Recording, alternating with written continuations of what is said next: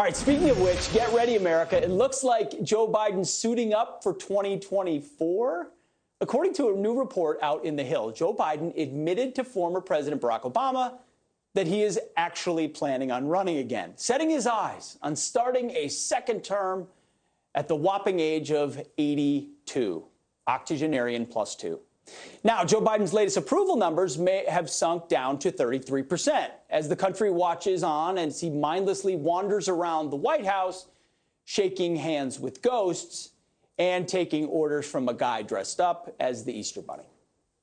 Pakistan should not, and Afghanistan should be free. Oh, the Easter Bunny, Mr. President.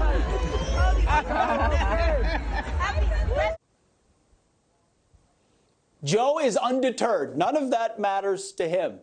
Instead, a source is telling The Hill that Joe Biden believes he's the only one who can beat Trump. Oh, my goodness, Trump is still living rent-free in their heads, talking about a potential 2024 matchup. Sounds more like he doesn't have any faith in Kamala or Mayor Pete becoming the heir to the party. Man, with such a thin bench, you can't really blame the guy. So since no one else is going to step up to the plate, Joe is looking at himself and thinking, man, I still got it.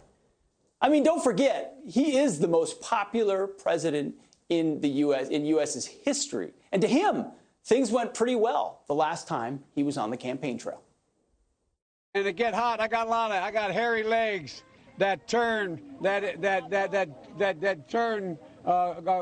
blonde in the sun. And the kids used to come up and reach in the pool and rub my leg down so it was straight, and then watch the hair come back up again. Play the radio. Make sure the television, make sure you have the record player on at night, the phone. Make sure the kids hear words. Poor kids are just as bright and just as talented as white kids. We hold these truths to be self-evident. All men and women created by you know the thing. You want to check my shape on? Let's do push-ups together, man. Let's run. Let's do whatever you want to do. You know the thing. Those were the few times they let him out of the basement. Michele Bachmann is a former U.S. Congresswoman and Dean of the Robertson School of Government. Congresswoman, thanks so much for being here with us. So 2024, does he seriously mean this, or is he saying, I just don't want to be more of a lame duck than I already am?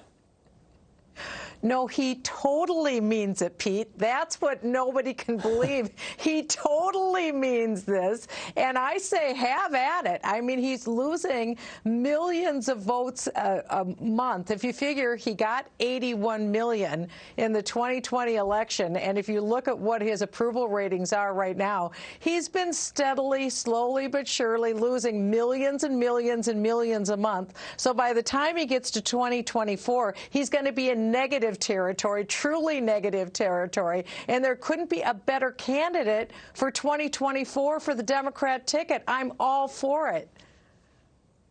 That's amazing. I mean, is it also a product of the fact that he looks behind him and goes, well, it's not going to be her and it's not going to be him. It's probably going to be me. I mean, have you ever seen a thinner bench? I look at Republican primaries. You were involved in one. A lot of dynamic people who had a shot to win. I don't see anybody over there.